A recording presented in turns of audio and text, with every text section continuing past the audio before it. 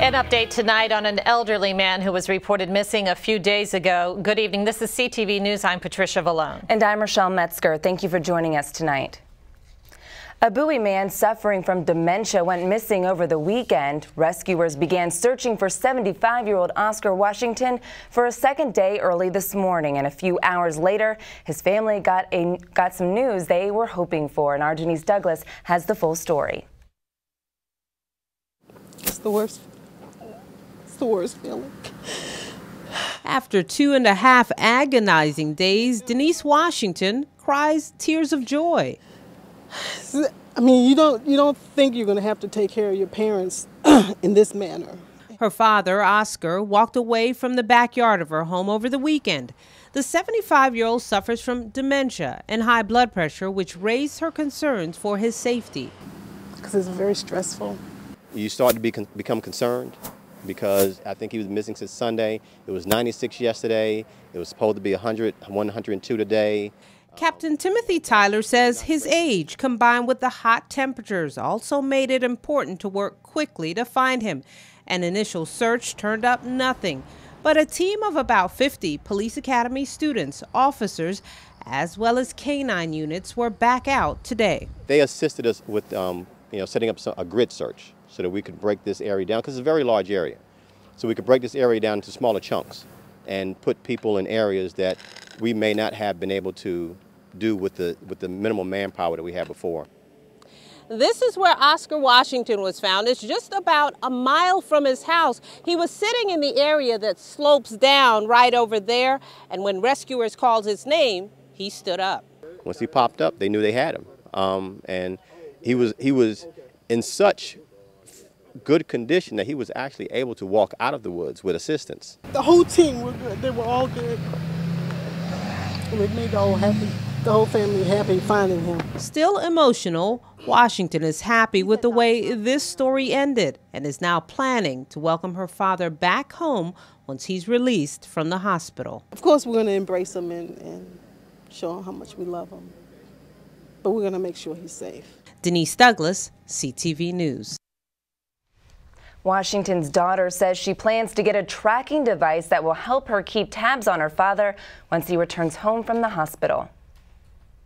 Prince George's school officials say Superintendent William Hite's last day will be September 30th.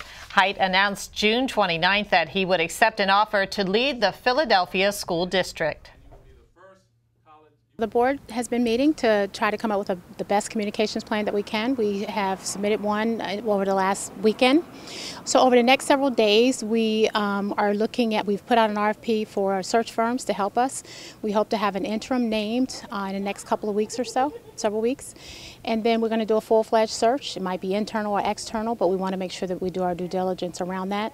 It's also going to include extensive and very significant community engagement. So we want the process to be very transparent and open for our public. Jacobs says Hite will forego a $125,000 severance payment so he can be released from a provision in his contract that requires 120 days notice. His exit, and as a matter of fact, one of the reasons we put the 120-day notice in was because we had experience with the superintendent leaving before. And so as part of allowing him out of his contract early, Dr. Hite will forego any severance payments. And for more information about the search, you can log on to pgcps.org/superintendent search. A house fire in Temple Hills yesterday evening leaves 2 firefighters injured. Officials say an electrical issue caused the sparks in the 5500 block of Auth Road. 40 firefighters responded to the emergency call. The firefighters were released from hospitals after being treated. The woman who lived alone in the home was not injured.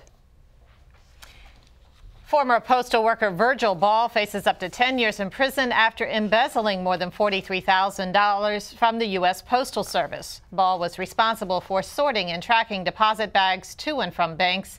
But in October 2008, he kept 3 deposit envelopes meant for bank deliveries. The envelopes held more than $34,000 in cash and more than $9,000 in checks. In addition to jail time, Ball faces a fine of $250,000. He'll be sentenced on October 31st. Montgomery County Councilman Hans Raymer wants Governor Martin O'Malley to fire and replace members of the state's Public Service Commission, and he's started a petition to do just that. Since Friday, 2,700 people have signed the petition, frustrated with the PSC and power companies here in Maryland. Supporters are angry with Pepco's slow response to restoration efforts after the derecho storm.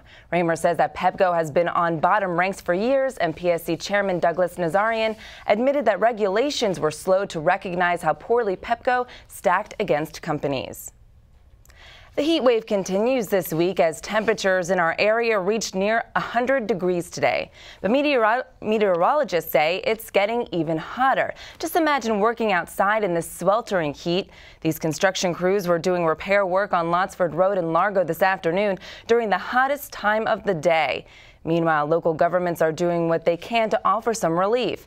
Prince George's has opened several cooling centers for residents this week, and the city of Laurel has opened its armory as a cooling site. It'll be open until 9 this evening. Residents can also go to places like malls and libraries to stay cool. Metro Rail is even taking measures because of the extreme temperatures. It's imposing a 35-mile-per-hour speed limit on above-ground trains.